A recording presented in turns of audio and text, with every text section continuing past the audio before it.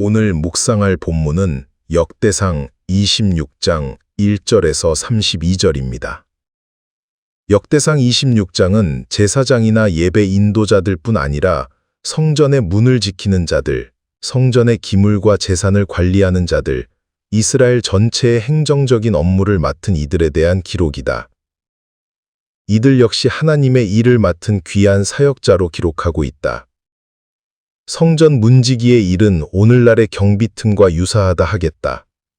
이들은 앞으로 짓게 될 성전으로 통하는 통로와 모든 바깥문들을 여닫는 일을 시중들었고 예배를 위해 오는 자들의 안내도 담당했다.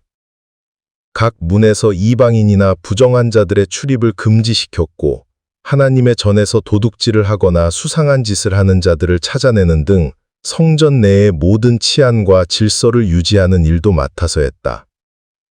사실 성전의 문지기 역할이 성전의 핵심 사역인 것은 아니다. 그렇다고 해서 이 사역을 맡은 이들이 무능해서 그런 것은 아니었다. 그들은 용맹스러운 사람들이었고 유능한 사람이었으며 맡은 일을 할 수 있는 능력을 가진 용맹한 사람들이었다고 성경은 기록한다. 능력이 부족해서 덜 중요한 일을 맡은 게 아니라는 말이다. 충분한 역량을 가졌음에도 불구하고 덜 중요해 보이는 사역에 배정되고 투입되었을 때 이들은 어떠한 마음이 들었을까? 같은 레위인으로서 왜 그들이라고 중요한 일들을 맡고 싶은 마음 없었을까? 하지만 그들은 맡겨주신 일들을 불평 없이 충실히 감당했다. 하나님의 일의 중요도의 차이는 있을지 몰라도 귀천의 차이는 없기 때문이다. 우리의 신체를 보면 뇌가 가장 중요한 역할을 하는 지체임은 분명하다. 하지만 그것만이 귀한 건 아니다. 몸의 지체는 모두가 귀하다. 어느 하나라도 없거나 상하게 되면 온 몸이 불편을 겪게 되고 아픔도 겪게 된다. 한마디로 장애인이 된다는 말이다. 그러므로 우리 몸의 지체 중 어느 하나도 떼어버릴 수가 없다. 예전에는 다른 일로 배를 수술하게 되면 그 참에 아예 맹장도 떼어버리는 경우가 많았다. 그것이 있음으로 해서 쓸데없이 맹장염을 유발시킬 수도 있다는 생각에서였다. 맹장은 있어도 그만, 없어도 그만이라 생각한 것이다. 그런데 후에 밝혀진 바로는 그게 아니었다. 아무짝에도 쓸모없어 보이는 맹장이 얼마나 중요한 역할을 하는지 알게 된 것이다. 우리 몸에는 엔도르핀이라는 게 필요하다. 그 엔도르핀은 T임파구에서 주로 만들어지는데 그 T임파구를 가장 많이 만들어내는 것이 맹장이라고 한다. 비록 뇌보다도 중요한 장기인 건 아니지만 맹장 역시 귀한 장기임에는 틀림없다. 교회 내의 직책과 직분도 그러하다 싶다. 중요도에 있어서는 차등이 있을 수 있겠지만 모두가 한결같이 귀하다. 그러므로 작은 일, 하찮아 보이는 일이라 할지라도 허투루 해서는 안 된다.